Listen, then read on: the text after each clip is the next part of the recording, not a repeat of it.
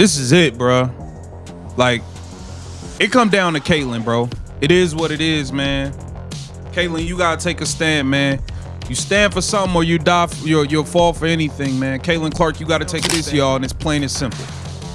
Coaches come in bracing for fire and end up facing molasses. They're winning games by just showing up. And Caitlin, she's doing everything short of cloning herself and subbing in as her own center. Fever and ultimatum. That's right. I've been disgusted all day about this piss poor, embarrassing performance from the players and most of all from this coaching staff. I don't know what Stephanie White is doing. First, the Golden State Valkyries just cracked the Indiana Fever. Like, there's no way to go around it. They're playing an envious style of basketball. I would say something that, when I think of the Indiana Fever, I'm like, yo, they need to be run offense like that. And I was absolutely baffled by the decision to start Aari McDonald, Kelsey Plum, and Caitlin Clark to play her at the "this isn't just wasted potential. It's active sabotage by stubbornness." You've got the most talked about rookie in decades, and you're running plays that would struggle to break a press at a church league. The floor general, the creator of spacing, rhythm, and magic. And yet she's being treated like a casual swing player in a system that looks allergic to innovation. Every minute she's not initiating offense is a minute lost in the void. A 19-point loss. Caitlin Clark's return, in which, since this is a lady we're talking about, it looks like Stephanie White has spaded Caitlin Clark, for lack of a better way of putting it. This is like asking Mozart to hum quietly in the background while someone else fumbles with the piano. What's even more wild, the coach keeps doubling down on it. The more the offense collapses, the more the pace crawls. It's like someone took a broken record, turned it into a playbook, and decided repetition is the new revolution. The fans are begging for action, screaming for tempo, pleading for the ball to stay in Clark's hands. And in response, they're getting rotations that feel like performance art, except nobody's clapping at the end. She's running a motion offense. And Caitlin Clark is not a player that plays within an offense. She is an offense. Caitlin Clark is more of a James Harden type. She's more of a Luka Doncic. She's the type that you have to give the ball to and allow to do whatever she wants to. If I was a dude, I'd say neutered, but, you get my point. She has taken away Caitlin Clark's greatest asset, which is the creator. But Stephanie White is putting her in this box. There were so many plays where Aaron McDonald would bring it up and then Kayan Clark would come off these screens that weren't even good screens. They weren't even good picks. And then you're seeing the Indiana Fever offense totally crash, or Kayan Clark might not touch the ball till 9 seconds left in the shot clock because it went through Eric McDonald. It went through Sophie Cunningham, and then finally it goes to Caitlin Clark, and she has 9 seconds to actually make a shot. Caitlin Clark is obviously the reason why everybody's watching. The Fever don't just look lost, they look committed to being lost. Like they printed out a treasure map, burned it for warmth, and now they're wandering the court hoping Caitlin bails them out with a miracle floater. Or Logo 3, the fan base isn't just disappointed, they're in open revolt. And not the cute kind. The kind that shows up with receipts, compiles stats, rewatches tape, and drops 3-and-ut TikToks analyzing why the benching of Lexi was the final straw. What started as a slow burn is now a bonfire.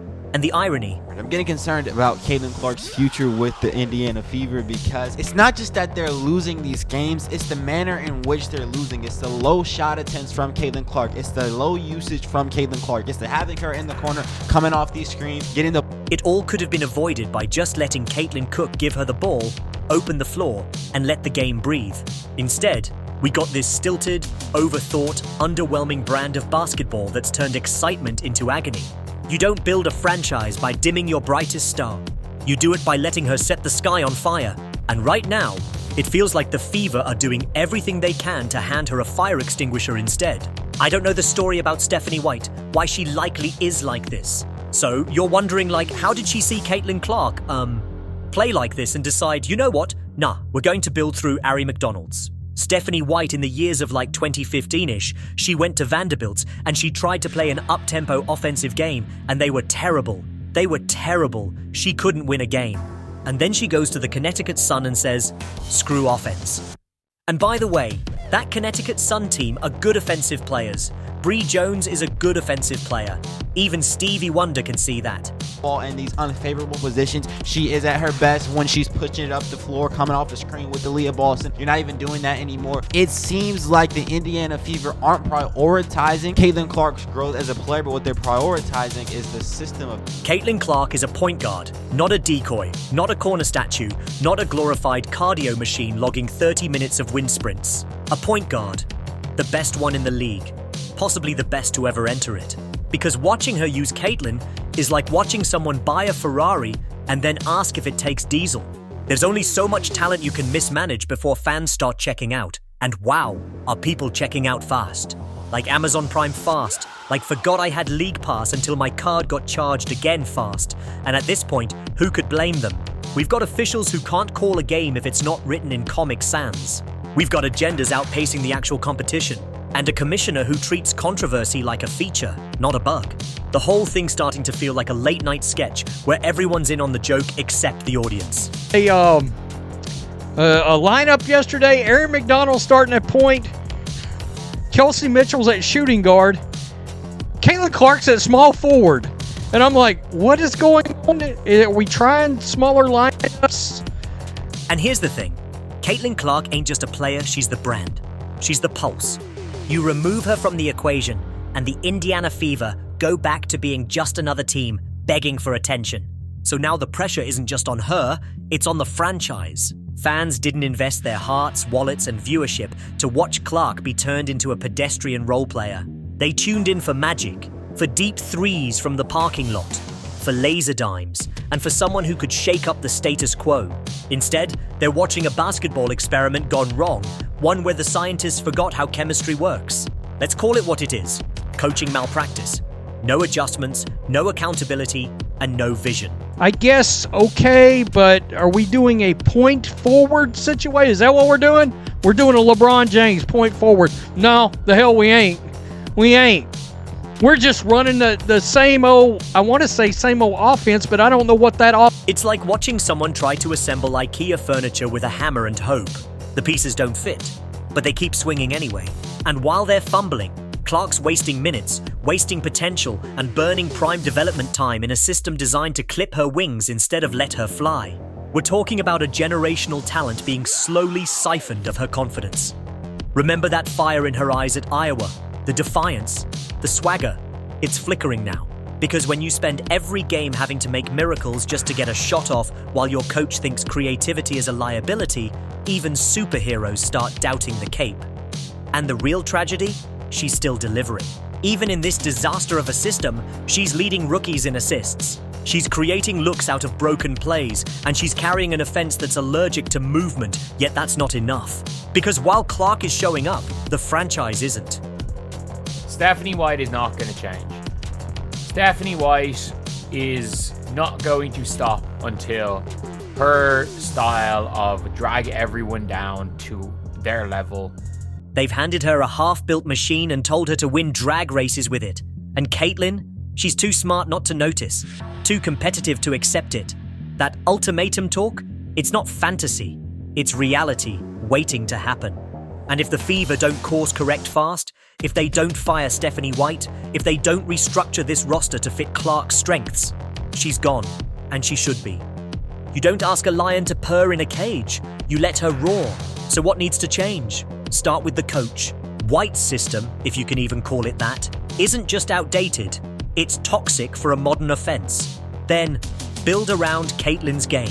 Get players who can run, space, cut and shoot. Surround her with athletes who know what to do off the ball, not just stand around waiting for a bailout pass.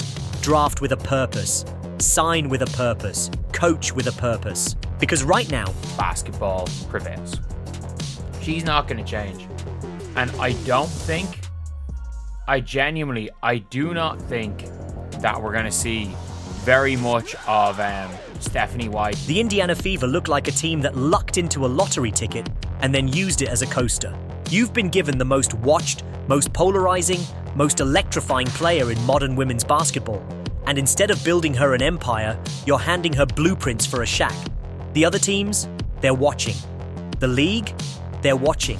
Fans, they're raging. And Clark, she's counting the days until someone makes her an offer she can't refuse. Because at the end of the day, you can't clip a star and expect it to shine. Either the Fever evolve or Clark exits. It's that simple. This isn't just a slump, it's sabotage. And the fans know it. Every possession wasted, every minute misused. It's not just bad basketball, it's betrayal. As long as Stephanie White is here, we'll never see the true greatness that Caitlin Clark has within her. We'll never see it. Caitlin Clark has to march up to that front office and say, hey, look. So here we are, a ticking clock, a superstar stalled, a franchise on the brink, and one cold truth echoing louder than any post-game interview. If they don't fix this, they'll lose her. Not just her play, her belief, her legacy, her presence. And when that happens, the Indiana Fever won't just be rebuilding, they'll be forgotten. The clock is ticking, Indiana. Save her season, save your future. Or brace for the biggest loss of all, the one that doesn't show up on the scoreboard. Either you guys are gonna fix this and we're gonna do it my way, or I will not put on this jersey and I will not allow you guys to profit off of me any longer. It's that simple. You want her or you want me.